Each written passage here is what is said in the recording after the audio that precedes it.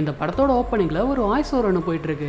அதாவது கிட்டத்தட்ட 1000 வருஷத்துக்கு முன்னாடி ஸ்வர்க்கமும் பூமியும் கேயாஸ் அப்படிங்கிற ஒரு முத்துக்கு பிறப்பு கொடுத்துச்சு. மூவுலகத்தோட அமைதிக்காக பிறப்பெடுத்த அந்த முத்து ஆரம்பத்துல இருந்தே தன்னோட சக்தியை பெருக்கிக்க ஆரம்பிச்சது. சூரியன் கிட்ட இருந்து நெருப்பையும் சந்திரன் கிட்ட இருந்து குளிரையும் உள்வாங்கிச்சு. அசுர சக்தியும் தெய்வீக சக்தியும் கொண்ட அந்த முத்து காலப்போக்கில் சுயமா சிந்திக்க ஆரம்பிச்சதால தன்னோட பேராசையால ஒரு நாள் சூரியனையே முழுசா விழுங்க பார்த்துச்சு. இதை பார்த்துட்டு இருந்த ஸ்வர்க்கத்தோட சுப்ரீம் லார்ட் இது இப்படியே விட்டா மூவுலகத்தையும் அழிச்சிடும் அப்படின்ட்டு அதை கட்டுப்படுத்துறதுக்காக தன்னோட 2 சீடர்கள் அனுப்பினாரு. அதுல ஒருத்தன் தலுக்கு முழுக்குன்ட்டு பன்னிக்கும் இவனுக்கும் வித்தியாசம் தெரியாத மாதிரி ஒருத்தன் இருக்கான் இல்லையா, இவன் தான் தை. இவனை நாம தலுக்கன்ட்டு கூப்பிடுவோம். இன்னொருத்தன் ஷென்னு, இவன் தான் இந்த படத்தோட வில்லன். எடுத்த உடனே ஷென்னும் இந்த அழிவின் முத்தை நான் பாத்துக்கிறேன், யாராலையும் இதை என் கிட்ட இருந்து காப்பாற்ற முடியாது அப்படின்ட்டு அவன் பேசிக்கிட்டு இருக்க, குறுக்க தலுக்க வந்து யோ குழந்தைய பயமுறுத்தாதையா, இதை நான் எப்படி டீல் பண்றேன்ட்டு மட்டும் பாரு, செல்லக்குட்டி சமத்து பிள்ளையா என் கூட வந்துட்டு பார்க்கலாம் அப்படின்ட்டு இவன் பேசிக்கிட்டு இருக்க, அது பொசுக்குன்ட்டு ஒரு அரக்கனா மாதிரி அவன் கண்ணத்திலே பச்சுன்ட்டு ஒரு குத்து குத்துது. அவ்வளவுதான், அடிச்சு அடிக்கு எந்த மூளைக்கு போனா அப்படின்னு தெரியல.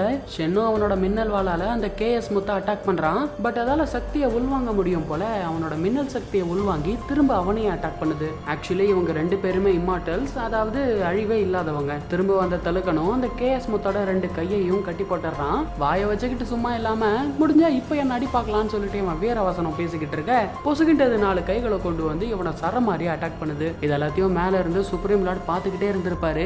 இந்த முட்டாளங்களை அனுப்புனதுக்கு பதிலா நானே இதை ஹேண்டில் பண்ணிருக்கலாம் அப்படின்னு சொல்லிட்டு தெய்வீக கடாய் மூலமா அந்த கேயாஸ் முத்தை சிறப்பிடிச்சு அதுக்குள்ள இருக்கிற சக்தியை 2 பாகமா பிரிச்சு எடுத்தாரு. அதுல ஒண்ணு அரக்க சக்தி, இன்னொன்னு தெய்வீக சக்தி. இதுல இந்த அரக்க சக்தி கொண்ட முத்து ரொம்ப ரொம்ப ஆபத்தானது அப்படின்றதுனால 3 வருஷத்துக்கு பிறகு தெய்வீக மின்னலால அழியிற மாதிரி நான் ஒரு சாபத்தை கொடுக்குறேன் அப்படின்ட்டு சொல்லி இந்த 2 முத்தையும் ஒரு தாமரை பெட்டகத்துக்குள்ள அடைகிறாரு. அண்ட் அப்படியே சொல்ல மறந்துட்டேன், சென்டாங் நகரத்தை சேர்ந்த தளபதி லீஜிங் அரக்கர்களை எதிர்த்து போராடி நமக்கு பக்கபலமா இருந்தாரு. அதனால இந்த தெய்வீக சக்தி கொண்ட முத்தை அவருக்கு பிறக்க போற 3வது குழந்தைக்கு கொடுத்துற சொல்லி இந்த பொறுப்பை தலுக்கன் கிட்ட கொடுக்குறாரு. நியாயப்படி பார்த்தா இந்த பொறுப்பை ஷென் கிட்ட தான் கொடுத்துருக்கணும், ஏன்னா அவன் தான் தலுக்கனை விட சீனியர். பட் என்ன காரணம் அப்படின்ட்டு தெரியல, சுப்ரீம் லார்ட் ஷென் கிட்ட கொடுக்காம இந்த பொறுப்பை தலுக்கன் கிட்ட கொடுத்ததால ஷென்னுக்கு பயங்கரமா கோபம் வருது. அண்ட் சுப்ரீம் லார்டும் அந்த இடத்த விட்டு போகிறதுக்கு முன்னாடி நல்ல சக்தி மூலமா பிறக்கிற அந்த குழந்தைக்கு நேஷான்னு பேர் வைங்கன்னு சொல்லிட்டு அவர் மறைஞ்சு போக அப்படியே அந்த படத்தோட டைட்டில் போட்டு ஆரம்பிக்கிறாங்க.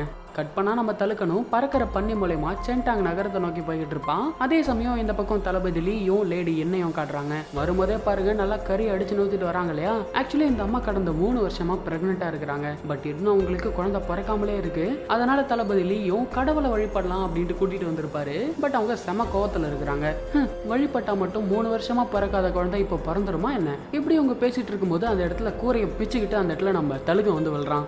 நான் தான் தலுக்கு, சுப்ரீம் லார்ட் என்ன அனுப்புனாரு அப்படின்ட்டு இவன் சொல்லி முடிக்கிறதுக்குள்ள பொத்துன்னு அவன் தலையில ஒரு கல்லு வந்து விழுது. கட் பண்ணா இப்ப அடுத்த சீன்ல ஊர் மக்கள் எல்லாருமே தளபதி வீட்டுக்கு முன்னாடி ஒண்ணு கூடி இருக்காங்க. என்னன்னு பார்த்தா 3 வருஷமா பிரெக்னெண்டா இருந்த லேடி இன்னைக்கு இப்ப பிரசவ வலி வந்திருக்குது. அதனால ஊர் மக்கள் எல்லாருமே நல விசாரிச்சுட்டு இருப்பாங்க. அப்ப அந்த இடத்துல தான் அந்த வெள்ளப்பயலும் இருக்கிறான். யாருக்கும் தெரியாம 2 மந்திர காகிதங்கள் அனுப்பி விடுறான். அதே சமயம் இந்த பக்கம் லேடி இன்னும் பிரசவ வலியால துடிச்சிட்டு இருக்கிறாங்க. இங்க நம்ம தலுக்கணும் லேடி என்னோட வயித்துல அந்த நல்ல சக்தி முத்தை கொண்டு சேர்க்கணும் அப்படின்றதுக்காக அதுக்கான சரியான நேரத்துக்காக காத்துக்கிட்டு இருக்கான். அப்ப அந்த இடத்துக்கு ஒரு சொட்டத்தலையம் வரான். வந்தவன் இது எங்களோட ஒரு சின்ன அன்பளிப்பு அப்படின்னு சொல்லிட்டு ஒரு மது குவளைய வச்சுட்டு போறான். டே நான் ஒரு முக்கியமான சொல்லியா இருக்கேன், இதை எடுத்துட்டு போடா அப்படின்ட்டு இவன் எவ்வளவு சொல்லியும் அந்த சொட்ட பயப்புல அது எதையும் கேட்காம அந்த இடத்த விட்டு போயிடுறான். தலுக்க என்னதான் வேணான்னு சொன்னாலும் அவனால அந்த சரக்கு அடிக்காம இருக்க முடியல. சரி ஒரு கல் படிச்சா ஆபத்துக்கு பாவம் இல்லைன்னு சொல்லிட்டு ஒரு கல் படிக்கிறேன்ட்டு சொன்னவன் மொத்தத்தையும் குடிச்சுட்டு மட்டையாயிட்டான். அப்ப அந்த இடத்துக்கு மறுபடியும் அந்த சொட்டத்தலையம் வரான். இவ்வளவு சீக்கிரம் நீ ஏமாறுன்ட்டு நான் எதிர்பார்க்கல அப்படின்னு சொல்லிட்டு அந்த மந்திர தாமரை பெட்டகத்துக்கிட்ட போறான். அப்பதான் நமக்கு தெரிய வருது இவன் வெள்ளனோட கட்டுப்பாட்டுக்குள்ள இருக்கிறான் போல. ஏன்னா அவனுக்கு பின்னாடி வெள்ள அனுப்புன அந்த மந்திர காகிதம் இருக்குது. அந்த மந்திர தாமரை பெட்டகத்தை திருட முயற்சி பண்றான். பட் அது இவனை தூக்கி வீசி அடிச்சிருது. ஏன்னா அந்த மந்திர பெட்டகத்தை தலுக்கனால மட்டும்தான் ஓபன் பண்ண முடியும், வேற யாராலையும் அதை ஓபன் பண்ண முடியாது. இங்க லேடி என்னோட நிலைமையும் ரொம்ப மோசமாகிட்டு இருக்கு. அப்ப இந்த தலுக்க என்ன பண்றான்னு சொல்லிட்டு தளபதியும் வந்து பார்த்தா தலுக்க குடிபோதையில மயங்கி இருக்கிறான். அண்ட் அந்த சொட்ட தலையனும் வெள்ளனோட கட்டுப்பாட்டுல இருந்து வெளியே வந்துட்டான் போல. மயங்கி இருக்கிற தலுக்கனை எழுப்ப முயற்சி பண்றான். அப்ப குறுக்க வந்த தளபதிலையும் நீ நகரு நான் பாத்துக்கிறேன் அப்படின்னு சொல்லிட்டு மின்னல் வேகத்துல அவனோட வயிற்றுலயே சரமாரியா குத்துறாரு. கடைசியா ஓங்கி ஒரு குத்து குத்த பொலக்குன்ட்டு குடிச்ச சரக்கு எல்லாத்தையும் வாந்தி எடுத்து போடுறான். நிலைமையை புரிஞ்சுக்கிட்ட தலுக்கணும் அந்த மந்திர தாமரை பெட்டகத்தை ஓபன் பண்ண முயற்சி பண்றான். பட் அதை ஓபன் பண்ணணும்னா பாஸ்வேர்டு தேவை. ஆனா அந்த கிறுக்கு பயவுல பாஸ்வேர்டை மறந்து விட்டான் போல தப்பு தப்பா போட்டுக்கிட்டு இருக்கான். இது வரைக்கும் 4 முறை பாஸ்வேர்ட் போட்டு பார்த்துட்டான். பட் அது ஓபன் ஆகல. ஒரு கால் 5வது முறையும் தப்பா போட்டுட்டான்னு வச்சுக்கோங்களேன். அடுத்த 10 வருஷத்துக்கு அப்புறமேட்டுக்கு தான் அந்த மந்திர தாமரை பெட்டகத்தை ஓபன் பண்ண முடியும். பட் சடனா தலுக்க என்ன நினைச்சான்னு தெரியல, பொசுகுன்ட்டு அவனோட ஃபிங்கர் பிரிண்ட் வைக்கிறான். பார்த்தா அது ஓப்பன் ஆயிடுச்சு. ஃபிங்கர் பிரிண்டால கூட அதை ஓப்பன் பண்ண முடியும் போல. இதெல்லாம் எனக்கு சும்மா சாதாரணமான விஷயம், எனக்குள்ள இன்னும் பல திறமைகள் இருக்குன்னு சொல்லிட்டு தலுக்கம் பேசிக்கிட்டு இருக்க, இவ்வளவு நாள் நல்லவனை போல நடிச்சிட்டு இருந்த அந்த சொட்ட தலையன் அங்க பாருங்க அண்டங்காக்கா மல்லாக்க பறக்குதுன்ட்டு தலுக்கனை தசை திருப்பிட்டு அந்த மந்திர முத்துக்களை திருட பாக்குறான். ஆனா அதுக்குள்ளவே லீ அவனை பிடிச்சிடுறாரு. அவன் பின்னாடி ஒரு மந்திர பேப்பர் இருக்கிறத பார்த்துட்டு இது கண்டிப்பா எதிரிங்களோட வேலையா தான் இருக்கும் அப்படின்ட்டு இவங்க சந்தேகத்துல பேசிட்டு இருந்த கேப்ல ஒரு கிழவி அந்த மந்திர முத்துக்களை ஆட்டைய போட்டுருது. போதா குறைக்கு அந்த அரக்க சக்தி கொண்ட முத்தை அங்க இருக்கிற கற்சுவர்ல வச்சு விட்டுருது. ஆக்சுவலி அந்த மந்திர முத்தை லேடி இன்னோட வயிற்றுல வைக்கணும் அப்படின்ட்டு அவசியம் இல்ல, ஜஸ்ட் இந்த கற்சுவர்ல வச்சாலே போதும், அது ஆட்டோமேட்டிக்கா ஒரு பவரா டிரான்ஸ்ஃபார்ம் ஆகி லேடி இன்னோட வயிற்றுக்குள்ள இருக்க அந்த குழந்தைக்கு போய் சேர்ந்துரும். ஆனா இங்க தளபதி லீயோட குழந்தைக்கு போய் சேர வேண்டியது அந்த தெய்வீக சக்தி கொண்ட முத்து இல்லையா? ஆனா இந்த கிழவி அரக்க சக்தி கொண்ட முத்தை வச்சதால இப்ப அந்த குழந்தைக்கு அரக்க சக்தி தான் கிடைக்கும். இதை தடுக்கணும் அப்படின்றதுக்காக தளபதி லீயும் அந்த கற்சுவரை உடைச்சிடுறாரு. அப்படி இருந்தாலுமே அந்த அரக்க சக்தி ஒரு பவரா டிரான்ஸ்ஃபார்ம் ஆகி லேடி இன்னோட வயிற்றுக்குள்ள இருக்கிற அந்த குழந்தைக்கு போய் சேர்ந்துருது. உடனே அங்க ஒரு பெரிய வெடிப்பு ஏற்படுது. அதே சமயம் தெய்வீக சக்தி கொண்ட முத்தை அந்த கிழவி வில்லங்கிட்ட ஒப்படைக்குது. இங்க லேடி இன்னுக்கு பிரசவம் பார்த்த அந்த லேடியும் தளபதி ஏதோ தப்பு நடந்து போச்சு, குழந்தைக்கு பதிலா முட்டை தான் பிறந்திருக்கு அப்படின்ட்டு எடுத்துட்டு வந்து காட்ட உண்மையாலுமே முட்டை தான் பிறந்திருக்குது. அட கடவுளே, என்ன எழவுடா இது அப்படின்ட்டு இவங்க ரெண்டு பேரும் பாத்துக்கிட்டு இருக்க, அப்ப திடீர்னு அந்த முட்டைக்கு பொலக்குன்ட்டு ரெண்டு கண்ணு வந்து முளைக்குது. கூடவே முடி பல்லு இதெல்லாமே சேர்த்து முளைக்க அது பார்க்க ஒரு குழந்தை மாதிரியே இல்ல, ஏதோ ஏலியன் மாதிரி இருக்குது. அண்ட் அப்படியே தாவி உருண்டு அங்க இருக்கிறவங்க எல்லாத்தையும் ஏதோ பவுலிங் பால் விளையாடுற மாதிரி சதற விட்டுட்டு இருக்குது. இப்படி இருக்க கொஞ்ச நேரத்துக்கு அப்புறமா அது ஒரு சின்ன குழந்தையா டிரான்ஸ்ஃபார்ம் ஆகுது. இந்த சீனை நீங்க படத்துல பாத்தீங்கன்னா சும்மா வேற லெவல்ல இருக்கும். அண்ட் அப்படியே சொல்ல மறந்துட்டேன், இவன் தான் நம்ம படத்தோட ஹீரோ நேஜா. இப்ப பிறந்த சின்ன குழந்தையா இருக்கிற நேஜா அவனுக்குள்ள இருக்கிற அரக்க சக்தியால ஊர் மக்கள் எல்லாத்தையும் அட்டாக் பண்ணிக்கிட்டு இருக்கான். அப்ப தளபதி லீ தான் குறுக்க வந்து யாருக்கும் பாதிப்பு ஏற்படாத மாதிரி தடுக்கிறாரு. அதே சமயம் தலுக்கனும் ஒரு மந்திர வளையத்தை யூஸ் பண்ணி நேஜாவை தப்பிச்சு போகாத மாதிரி சிறப்பிடிக்கிறான். அண்ட் அந்த வளையம் நேஜாவோட கழுத்துல ஒரு சின்ன காப்பா மாதிரி அவனோட அரக்க சக்தியை கட்டுப்படுத்துது. அப்ப தலுக்கனும் அந்த குழந்தைய அட்டாக் பண்ணி கொல்லலான்ட்டு போறப்போ தளபதி லீ அவனை தடுக்கிறாரு. அவன் என்னோட குழந்தை அப்படின்ட்டு சொல்லும் போது அப்ப தலுக்கனும் இது அரக்க சக்தி, இதை இப்ப விட்டோம்னா இந்த உலகத்தையே அழிச்சிடும்னு சொல்லிட்டு அந்த குழந்தைய அட்டாக் பண்ண போறான். அப்ப கரெக்டா அந்த இடத்துக்கு லேடியின் வந்துடுறாங்க. அவங்க குறுக்க வந்ததால தலுக்கனோட அட்டாக் மிஸ் ஆயிடுது. தன்னோட குழந்தை ஏதாவது பண்ணிடுவாங்களோ அப்படின்ட்டு அந்த தாய் உள்ளம் பதறத்தை பார்த்து தலுக்கனாலையும் ஒன்றும் பண்ண முடியல. அப்ப அந்த இடத்துக்கு ஒரு பெருசு ஒன்று வருது. இந்த அரக்க குழந்தையால ஊர் மக்களுக்கு ஏதாச்சும் ஆபத்து வரலாம் அப்படின்ட்டு அவர் சொல்லிட்டு இருக்க, இங்க கோவத்துல இருந்த நேஜா அவனோட அம்மா கையை பிடிச்சு கடிக்கிறான். அப்ப அவங்க அம்மாவும் அவனை சமாதானப்படுத்துறாங்க. நேஜா என்னதான் ஒரு அரக்க குழந்தையா இருந்தாலும் தன்னோட அம்மா முன்னாடி அவன் சாந்தமாயிடுறான். அப்ப தளபதி லீயும் எல்லாரும் என்ன மன்னிச்சிருங்க, இப்ப நடந்தது ஒரு விபத்து, துரதிருஷ்டவசமா இதுல என்னோட மகன் ஆளாயிட்டான். ஆனா அதுக்காக எந்த பாவமும் அறியாத ஒரு அப்பாவி குழந்தைய கொல்றதுல என்ன நியாயம் இருக்கு? இருந்தாலும் நான் உங்களுக்கு வாக்கு தரேன், நேஜா இனிமே ஊருக்குள்ள வரமாட்டான். ஒருவேளை அவன் மூலியமா உங்களுக்கு ஏதாச்சும் பிரச்சனை வந்தா நீங்க என்ன தண்டனை கொடுத்தாலும் நான் ஏத்துக்கிறேன் அப்படின்ட்டு சொல்ல, ஆனா தளபதி என்னதான் இப்ப நீங்க நேஜாவை காப்பாத்தினாலும் அவனோட ஆயுட்காலம் வெறும் 3 வருஷம் மட்டும்தான். சுப்ரீம் லார்டு அவனுக்குள்ள இருக்கிற அசுரமுத்துக்கு ஒரு பயங்கரமான சாபத்தை கொடுத்திருக்காரு. அதன்படி 3 வருஷத்துக்கு அப்புறமா திவ்ய மன்னலால தாக்கப்பட்டு அவன் இறந்துருவானே அப்படின்னு சுப்ரீம் லார்டு கொடுத்த சாபத்தை பத்தி சொல்லிடுறான். இதை கேட்கும் போது அந்த பெத்தவங்களுக்கு எப்படி இருக்கும்னு யோசிச்சு பாருங்க. அப்படியே மனசுடைஞ்சு போயிடுறாங்க. அப்படி அவங்கள பார்க்கும்போது தலுக்கனுக்கும் ரொம்ப கஷ்டமா இருக்கு. இப்ப அப்படியே அந்த இடத்துல சீன் கட் ஆகி கடலுக்கு அடியில் இருக்கிற டிராகன் பேலஸை காட்டுறாங்க. அந்த இடம் பார்க்கறதுக்கு ஏதோ ஒரு பாதாள நுழைவாயில் மாதிரி இருக்குது. கூடவே அங்க இருக்கிற டிராகன்ஸ் எல்லாம் எதையோ ஒன்ன பாதுகாத்துட்டு இருக்குதுங்க. அப்ப அந்த இடத்துக்கு போன அந்த ஷென் கெட்டவனும் திருடிட்டு வந்து அந்த தெய்வீக முத்தை டிராகன் அரசர் கிட்ட கொடுக்கறான். அப்ப அந்த அரசரும் ஒரு வழியா அந்த தெய்வீக முத்தை கொண்டு வந்துட்ட போல, நீ சொன்னபடி பார்த்தா இந்த தெய்வீக முத்து என்னோட முட்டை கூட சேரும்போது அது மூலமா பிறக்கிற என்னோட மகனுக்கு யாராலையும் தோக்கடிக்க முடியாத அசுர பலம் கிடைக்கும். கூடவே சொர்க்கத்திலையும் ஒரு கடவுளா மாறி பல வருடமா சிறப்பட்டு இருக்கிற எங்களுக்கு விடுதலை கொடுக்க போறான் அப்படின்னு சொல்லிட்டு தன்னோட வாய் வழியா ஒரு டிராகன் முட்டையை கேக்குது. அப்ப இந்த தெய்வீக முத்தும் அந்த டிராகன் முட்டையும் சேர்ந்து அது மூலமா ஒரு டிராகன் குழந்தை பிறகுது. அப்ப இந்த டிராகனும் இவன் தான் அவுபிங், என்னோட மகன், இனிமே நீ தான் இவனுக்கு மாஸ்டர். நாம போட்டுக்கிட்ட அந்த ஒப்பந்தத்தின்படி என்னோட மகனை இந்த ஆழ்கடல் சிறைச்சாலையிலிருந்து கூட்டிட்டு போய் போர்க்கலைகளை கத்து கொடுத்து சொர்க்கத்துல ஒரு கடவுளா மாத்த வேண்டியது இனிமே உன்னோட பொறுப்பு அப்படின்னு சொல்ல, அந்த இடத்துல சீன் கட் ஆகி எங்க நம்ம தலுக்கனையும் தளபதி லீயையும் காட்டுறாங்க. இப்ப இவங்க ரெண்டு பேரும் சுப்ரீம் லார்ட பாக்குறதுக்காக பறக்கிற பன்னி மூலமா சொர்க்கத்தை நோக்கி போயிட்டு இருக்காங்க.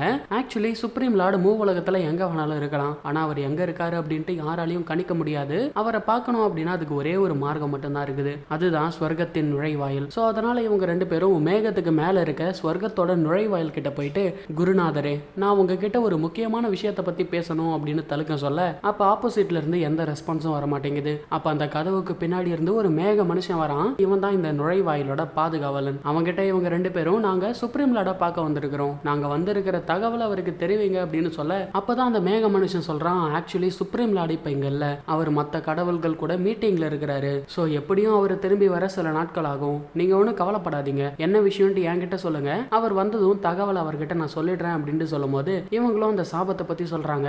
அதை கேட்டதும், என்ன ஸ்வர்க்கத்தின் சாபமா, அதை யாராலையும் தடுக்க முடியாதே, சுப்ரீம் லார்டு கிட்ட நீங்க சொன்னாலும் இது வீண் அப்படின்ட்டு அவன் சொல்றான். இதை கேட்ட தளபதிலையும் மனசுடைஞ்சு போயிடுறாரு. அப்ப தடுக்கணும், தளபதிலி நீங்க சீக்கிரமா இங்க இருந்து கிளம்பி ஆகணும், ஏன்னா ஸ்வர்க்கத்துல ஒரு நாள் அப்படின்றது பூலோகத்துல ஒரு வருஷத்துக்கு சமம் அப்படின்னு சொல்ல தளபதிலையும் வேற வழி இல்லாம சோகமா அந்த இடத்த விட்டு போறாரு. இப்ப அப்படியே அந்த இடத்துல சீனை கட் பண்ணி பூலோகத்துல இருக்கிற ஒரு இடிஞ்சு போன சுவரை கட்டுறாங்க. ஆக்சுவலி இதை பண்ணது வேற யாரும் இல்லைங்க, நம்ம தலைவன் நேஷா தான். நேஷாக்கு இப்போ 1 வயசு ஆகுது. இவன் மற்ற குழந்தைங்களை விட ரொம்ப சீக்கிரமாவே வளர்ந்துட்டான். ஒரு கூரை மேல உட்காந்து சென்டாங் நகரத்தை வேடிக்கை பார்த்துக்கிட்டு இருப்பான். ஆக்சுவலி நேஷாவால தளபதியோட அரண்மனையை விட்டு வெளியில எங்கேயும் போக முடியாது. அவனை ஒரு ஷீல்டை போட்டு பாதுகாக்கிறாங்க. அதாவது நேஷாவை பாதுகாக்கலங்க, நேஷா கிட்ட இருந்து அந்த ஊர் மக்களை பாதுகாத்துட்டு இருக்காங்க. ஏன்னா பயபுல பண்ற சேட்டை அப்படி. அப்ப அந்த இடத்துக்கு நேஷாவோட அம்மா வராங்க. கண்ணா அங்க என்னடா பண்ணிட்டு இருக்க அப்படின்ட்டு கேட்க, அட போங்கம்மா, என்னால இந்த அரண்மனையை விட்டு வெளியவும் போக முடியாது, யாரும் என் கூட சேரவும் மாட்டாங்க, அவ்வளோ ஏன் நீங்களே என் கூட சரியா டைம் ஸ்பெண்ட் பண்றது இல்லை அப்படின்ட்டு சொல்ல, சாரிடா கண்ணா, அம்மாவுக்கு ரொம்ப அதிகமா வேலை இருந்ததால அவன் கூட டைம் ஸ்பெண்ட் பண்ண முடியல, பட் இன்னைக்கு அப்படி இல்லடா கண்ணா, அம்மா அவன் கூட ஜியான்ஜி விளையாடுறேன் அப்படின்ட்டு சொல்ல, ஜியான்ஜி அப்படிங்கிற பேரை கேட்ட உடனே அவன் முகத்துல சந்தோஷத்தை பாருங்க. ஆக்சுவலி இந்த ஜியான்ஜி அப்படின்றது பாதி ஃபுட்பால் பாதி ஷட்டில் காக் கலந்த ஒரு கேம். புரியுற மாதிரி சொல்லணும்னா, அந்த ஷட்டில் காக்ல காக்கு இருக்கும் இல்லையா, அதை வந்து காலால தட்டி தட்டி ஃபுட்பால் மாதிரி விளையாடுற ஒரு கேம் இது. எங்க லேடியின் ஜியான்ஜி அப்படிங்கிற பேரை எடுத்த உடனே காவலர்களும், தளபதி அம்மா நீங்க இந்த கவசத்தை போட்டுக்கிறது ரொம்ப நல்லது அப்படின்ட்டு சொல்ல, என்னது கவசமா, என் குழந்தை கூட விளையாட கவசம் எதுக்கு, அவன் எவ்வளவு அழகா விளையாடுறான் பாருங்க, அதெல்லாம் எனக்கு ஒன்றும் தேவையில்லை அப்படின்னு சொல்லிட்டு இவங்க நேஷா கூட ஜியான்ஜி விளையாடுறாங்க. அப்ப நேஷாவும் அந்த ஜியான்ஜி கட்டையை தட்டி தட்டி விளையாடிட்டு ஓங்கி ஒரு அடி அடிப்பான் பாருங்க. அடிச்சு அடிக்க அந்த ஜியான்ஜி கட்டையோட சேர்த்து லேடியன் அந்த செவுத்திலே போய் முட்டிக்கிறாங்க. நீங்க சொன்னது சரிதான், அந்த கவசத்தை கொண்டு வாங்க, கூடவே நீங்களும் ஆட்டத்துல சேர்ந்துக்கோங்க அப்படின்னு சொல்ல, அம்மா நான் உங்களை ஏதாச்சும் காயப்படுத்திட்டேனா அப்படின்ட்டு நேஷா கேட்கறான். அதுக்கு அவங்க அம்மாவும், அப்படியெல்லாம் இல்லடா கண்ணா, நாம விளையாடலாம் அப்படின்ட்டு சொல்ல, அடுத்தடுத்து நேஷா அடிக்கிற அடிக்கு அந்த செவுரெல்லாம் கிராக் விட்டுக்கிட்டு இருக்குது. நேஷாவோட அம்மாவும், என்னோட குழந்தை இவ்வளவு சந்தோஷமா விளையாடி ரொம்ப நாள் ஆகுது, அவனுக்காக என்ன வழியா இருந்தாலும் நான் தாங்கிப்பேன் அப்படின்னு சொல்லி விளையாடுறாங்க. அண்ட் இந்த இடத்துல உங்ககிட்ட ஒரு முக்கியமான விஷயத்த சொல்லணும். அது என்ன அப்படின்னா, நேஷாவோட அப்பா அம்மா 2 பேரும் இருக்காங்க இல்லையா, இவங்க 2 பேரும் புனித நட்சத்திரம் பெற்றவங்க. புனித நட்சத்திரம் பெற்றவங்க அப்படின்னா ஒன்றும் இல்லைங்க, இவங்களுக்கு சூப்பர் பவர்ஸ் இதெல்லாமே இருக்கும். பட் கூட இருக்கிற காவலர்கள் அப்படி இல்லை, அவங்க சாதாரணமான மனுஷங்க. அவங்க முகத்துல இருக்கிற காயத்தை பார்த்தாலே உங்களுக்கு தெரியும்னு நினைக்கிறேன். இப்படி இவங்க விளையாடிட்டு இருக்கும்போது அங்க ஒரு காவலர் வந்து ஒரு தகவலை சொல்றான். தளபதி அம்மா, ஊருக்குள்ள ஒரு அரக்கம் பூந்துட்டான், கண்டிப்பா நீங்க வந்தாகணும் அப்படின்னு சொல்ல, இதை பார்த்த நேஷா ரொம்ப கோவப்படுறான். அப்ப அவங்க அம்மாவும், சாரிடா கண்ணா, அடுத்த முறை அம்மாவும் கூட நிறைய டைம் ஸ்பெண்ட் பண்றேன் அப்படின்னு சொல்ல, இதையே தான் பலமுறை சொல்லி என்னை ஏமாத்துறீங்க அப்படின்னு சொல்லிட்டு கோச்சுக்கிட்டு மறுபடியும் அந்த கூரை மேல போய் உக்காந்துக்கிறான். இந்த இடத்துல நேஷாவையும் நம்மளால குத்தம் சொல்ல முடியாது. ஏன்னா பொதுவா குழந்தைகள் தன்னோட அப்பா அம்மா தான் கூடவே இருக்கணும் அப்படின்ட்டு நினைப்பாங்க இல்லையா, அந்த மாதிரி தான் நேஷாக்கும் தன்னோட அம்மா தான் கூடவே இருக்கணும் அப்படின்ட்டு ஒரு ஆசை. அதே சமயம் இங்க நேஷாவோட அம்மாக்கும் வருத்தமா தான் இருக்கு, இருந்தாலும் கடமை அவங்களை கூப்பிடுதே, வேற வழி இல்லாம சோகமா அவங்களும் போறாங்க. இங்க நேஷாவும் பாசத்துக்காக ஏங்கிட்டு இருக்கிறான். எங்க லேடி இன்னும் அந்த ஷீல்டோட பாதுகாவலர்கள் கிட்ட எக்காரணத்துக்காகவும் நேஷா வெளியே வரக்கூடாது அப்படின்னு சொல்ல, தளபதி அம்மா, போன முறை இளம் பிரபு வெளியே போனதுக்கு இவன் தான் காரணம் அப்படின்னு இவனுங்க 2 பேரும் மாத்தி மாத்தி சொல்லி சண்டை போட்டுக்கிறானுங்க. அதை பார்த்துட்டு போங்கடா லூசு பசங்களா அப்படின்ட்டு லேடி இன்னும் போயிடுறாங்க. அவங்க போனதும் தலைவன் தன்னோட வேலையை காட்ட ஆரம்பிச்சிட்டான். ஒரு குட்டி கல்லால அந்த பச்சை மண்டையை அடிக்க இவனுங்க 2 பேரும் மாத்தி மாத்தி சண்டை போட்டுக்கிறானுங்க. அந்த கேப்ல அந்த ஷீல்டை விட்டு வெளியே வந்துட்டான்.